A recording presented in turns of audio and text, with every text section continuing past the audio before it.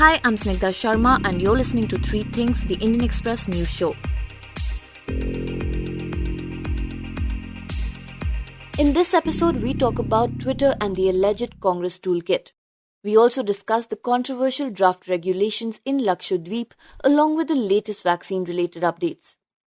Amid the rising critique surrounding the government of India for its handling of the coronavirus pandemic, screenshots of 8 odd pages shared on Twitter on the 18th of May have been making headlines. At the center of this storm is yet another toolkit. The ruling BJP leaders who shared the 8 screenshots alleged that it was a toolkit floated by the Congress to malign the Prime Minister Narendra Modi-led government. The controversy deepened after Twitter marked the BJP spokesperson Sambit Patra's tweet on the toolkit as manipulated media. From then on, things only escalated, and not long after, on the 24th of May, we saw the Delhi police knocking at Twitter Delhi's office doors. To talk about what is going on, we were joined by Indian Express's Ashish Aryan. First of all, Ashish, can you tell us exactly what this so-called Congress toolkit contains? In a nutshell, the entire controversy about this alleged toolkit is that there was a document which was supposedly prepared by Congress activists, which BJP leaders claimed that would be used to defame India and defame the Prime Minister and its government's handling of COVID-19 crisis. And it was a document which would be followed by all top Congress leaders allegedly for tweeting out, or a sort of a strategy to be followed on social media platforms. In response to the BJP's claims, the Congress filed a complaint with the Delhi police against BJP leaders, accusing them of forging the letterhead of All India Congress Committee Research Department and thereafter printing false and fabricated content on the same with the intent to create communal disharmony and civil unrest in the country. It also said that the BJP was trying to divert attention from the failures of the government. On the 19th of May, the police in Congress-ruled Chhattisgarh registered a case against Sambit Patra and former Chhattisgarh Chief Minister Raman Singh over the toolkit tweets. While Patra was summoned by the Raipur police for questioning, the BJP spokesperson failed to show up, asking for a week's time. And now coming back to Ashish. So Ashish, next, can you explain to us on what basis does Twitter tag something as manipulated media?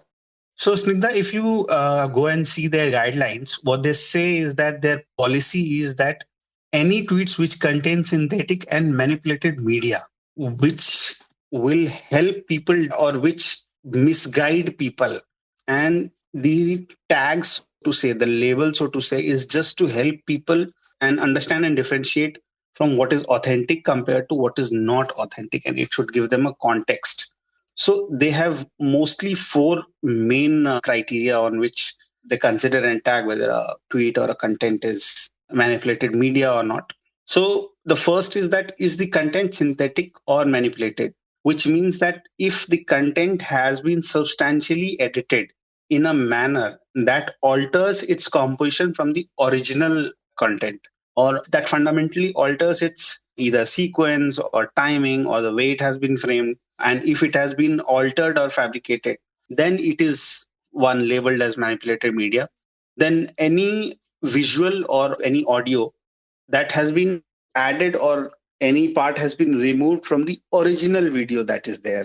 If the original video is there and it is for the world to see, and then you take out a part of the video or audio from it, then that is tagged as manipulated media. And then if there is a media or if there is a content on Twitter which depicts a real person, but the content has been fabricated or simulated, it's not the content that the person has said, but someone has just ascribed to them, then that is tagged as manipulated media. Then the second aspect is that is the content shared in a deceptive manner, which means that if someone shares a media or a content on Twitter which could result in confusion or misunderstanding for the people who are using the platform, and or if the person who has shared the content or the tweet with a deliberate intent to deceive people about the nature or the origin of the content, then that is also tagged as manipulated media. Third parameter that they apply, that Twitter applies to check manipulated media, is whether the content is likely to impact public safety or cause any serious harm in real life. So, in such cases, what happens is that the labeling will be done by Twitter. Then, what they also do is they'll show a warning to the people before they share such content or like such content or retweet such content. What Twitter can also do is that they will reduce the visibility of such content if it falls in any of the four categories that we talked about. Or what Twitter does is Twitter will then provide you a link which will then additionally explain or clarify on why this particular media has been put as manipulated media, or why it had been removed, or why you cannot share or like, or why you should not ideally share or like such content. So this is the entire ecosystem, or in a way the entire structure of how they mark or tag some media as manipulated media, or whether they remove it. While Twitter is yet to comment on its actions, Congress General Secretary and Chief Spokesperson Randeep Surjewala wrote to Twitter on the 25th of May to seek action against several union ministers who had tweeted the alleged forged document. These include Giriraj Singh, Piyush Goyal, Smriti Irani, Ravi Shankar Prasad, and Harshvardhan, among others. So, how did the BJP respond to their national spokesperson Sambit Patra's tweet being tagged as manipulated? Listen to Ashish as he tells us. The IT ministry in its letters rather said that this is a matter for the police to decide and for the local law enforcement agency to decide. And therefore, you or Twitter cannot unilaterally draw a conclusion, and you cannot, without providing any reasons for it, you cannot go and say that this media is manipulated or not, or whether this media is correct or not. They sent a letter 3 days ago, which said that such tagging by Twitter, it appears completely prejudged and this is prejudiced, and it is a deliberate attempt by the platform to color the investigation that is going on, which is being conducted by local law enforcement agencies. And not only this, they went ahead a step and they said that it also questions the credibility of Twitter as a neutral and unbiased platform. Right. So, next, Ashish, can you tell us more about the Delhi police's sudden visit to the Twitter's Delhi office? So last evening on May 24th, a team from the special cell of Delhi police, they arrived at Twitter's Gurgaon headquarters and some offices in Delhi, allegedly to question some people. And then when they realized that the company and most of the employees of the company have been working from home due to COVID-19 restrictions for the past 1 year. So then the Delhi police claimed that they had just gone there just to serve them a notice to cooperate in the preliminary inquiry. Experts and privacy activists are claiming that this is suppression of free speech, so to say, because if you send an entire team just that you should come and cooperate with us in a preliminary inquiry that has been launched in the alleged toolkit investigation, and we are investigating on who did it and what. So that's how the raid, so to say, happened. But journalists who were there on ground, they claim that some of the people had already been informed. Some of the journalists had already been informed that team of Delhi police would be going to the headquarters. So then it also raises questions on whether, this was just a show of strength, or, I mean, what actually was it on part of Delhi police, and whether they wanted to really intimidate Twitter, or were they just following a natural course of inquiry? And Ashish, can you also take us back to the recent past during the farmers' protest and tell us a little bit about BJP's strained relationship with Twitter? So, Snigdha, if you see since January, the government has repeatedly pulled up Twitter, and they have alleged and they have said that social media companies have double standards, especially Twitter.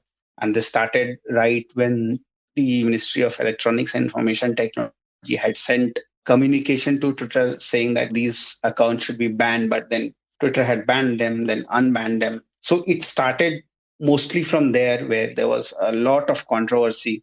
It started from there. Then the second case, the government then alleged that they had different standards for different places. And there was a lot of controversy, which the government even threatening that we'll jail your officials if you do not adhere to our emergency requests. So it started from there.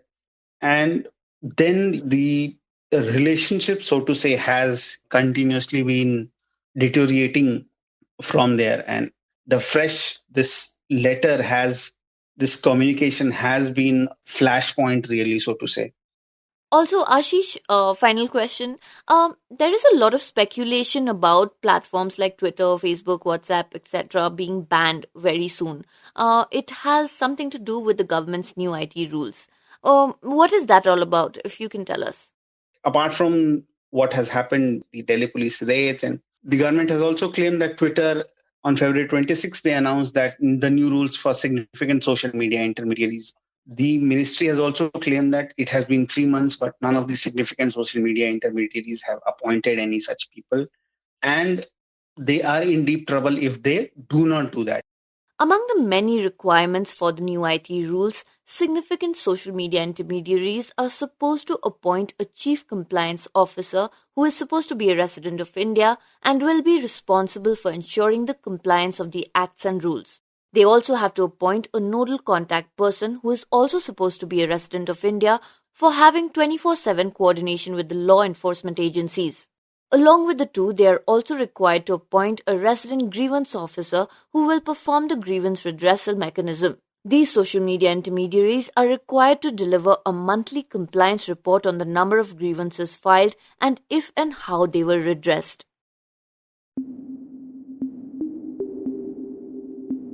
And now coming to the Lakshadweep. A bunch of new proposals which form a part of draft regulations for Lakshadweep were cleared recently by its newly appointed Administrator Praful Patel. The draft regulations have led to an outcry not just in the Union Territory but also in other parts of the country, especially Kerala. The objections to the proposals are so strong that even the Congress and the CPM in Kerala have protested against them. So, what really are these changes that have caused such an outcry across the political spectrum? Indian Express's Shaju Philip joined the show to tell us. So, Shaju, Lakshadweep MP Mohammad Faisal has said that the immediate trigger for the unrest was the draft for the Lakshadweep Development Authority. Can you tell us what is it and why is it problematic for people? If we speak about the Lakshadweep Development Authority regulation, Lakshadweep doesn't have a development authority at present. And Patel has proposed an authority and he has brought out a draft of the proposed regulation authority. So there is a proposal for which enables this authority to take over land, private land for development, including highway development. So local people are very much concerned that they will be deprived of their small pieces of land. So they are protesting over this proposal for the development authority. Whereas the administrator says that this development authority is a must for the development of the Lakshadweep. So he is going ahead with that plan. Now, the next big issue that people are concerned about is the Lakshadweep Animal Preservation Regulation draft. Can you tell us more about it? As per the draft, no person shall directly or indirectly sell or keep or store or transport or expose for sale or buy beef or beef products in any form anywhere in Lakshadweep.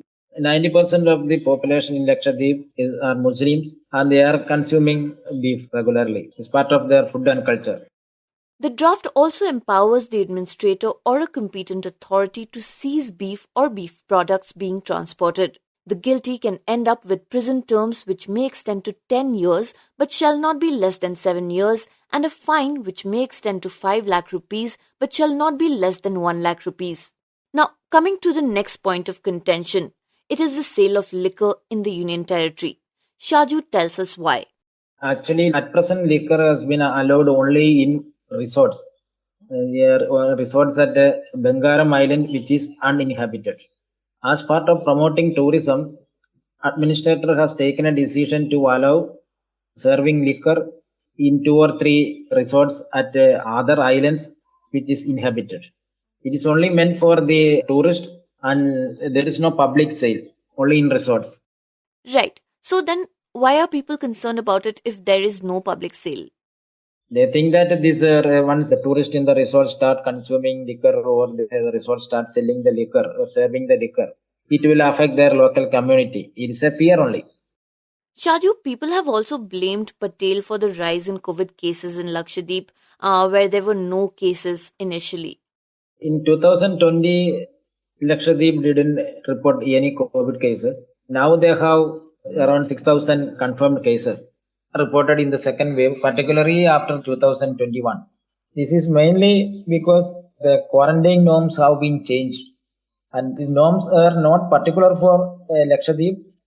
All over the country, the government or the ICMR had changed the quarantine norms. It has been a dynamic one. Everywhere in the country, they have changed the norms, and accordingly, that is felt in Lakshadweep also. As COVID has reached all over the country, and Lakshadweep was also exposed to that. Also, Shaju, Patel has introduced a draft Anti-Gunda Act. What is that all about? There are stringent conditions to arrest, to detain antisocial elements. They have brought out a lot of conditions which make a person an antisocial element or a criminal person. Not all criminals will not come under this. Definitely only a habitual offender. And people say that the crime rate is very low. So what is the purpose of this Lakshadweep prevention of antisocial activities regulation? Another major issue being pointed out in Patel's draft proposal is the Panchayat regulation. Shaju tells us more. There is a proposal to prevent those who have more than 2 children from contesting the Panchayat elections. So that 16 Panchayat members, they think that they will be prevented from contesting the elections in future if this draft becomes a regulation. But the administrator has clarified that draft will not be applicable for Panchayat members who are at present having more than 2 children. So, Shaju, how has Patel responded to all this criticism? Praful Patel has defended all his decisions. He has a very valid point. He accepts on this concept beef ban, this Lakshadweep animal preservation regulation. He says that he has brought out all the draft regulations only for the development of the Lakshadweep, particularly for developing tourism. He wants to make Lakshadweep global tourist destination. He points out that Lakshadweep is not far away from Maldives, which is a global tourism hub. And finally, Shaju, if you can tell us why politicians and other civil society members from Kerala are at the forefront of this criticism against the draft rules introduced by Praful Patel. Lakshadweep has a lot of connections with Kerala. Lakshadweep people are mainly depending upon Kerala for their logistics. We have the ship services from Cochin, Bepur in Calicut, both are in Kerala. And there are a lot of students studying Kerala colleges and universities. Even for healthcare, they are depending upon the mainland Kerala. And now coming to some vaccine-related updates. Vaccine developer Bharat Biotech has said that it expects approval for its COVID-19 vaccine Covaxin from the World Health Organization or WHO for emergency use listing or EUL between July to September. The company said that regulatory approvals for Covaxin are in the process in more than 60 countries, including the USA, Brazil, Hungary, and others. The release comes a day after Bharat Biotech told the Indian government officials that 90% of the documents required for Covaxin's EUL have been submitted to the WHO and the remaining are expected to be filed in June. The firm has said that it is confident about obtaining the WHO approval. Meanwhile, Moderna is expecting to launch a single COVID-19 vaccine in India next year and is in talks with Cipla among other Indian firms. Another US giant, Pfizer, is ready to offer 5 crore shots in 2021 itself, but it wants significant regulatory relaxations, including indemnification. As per the information furnished by Pfizer, around 116 countries around the world, including the USA, have signed the indemnification document. Moderna, meanwhile, has conveyed to the Indian authorities that it does not have surplus vaccines to share in 2021.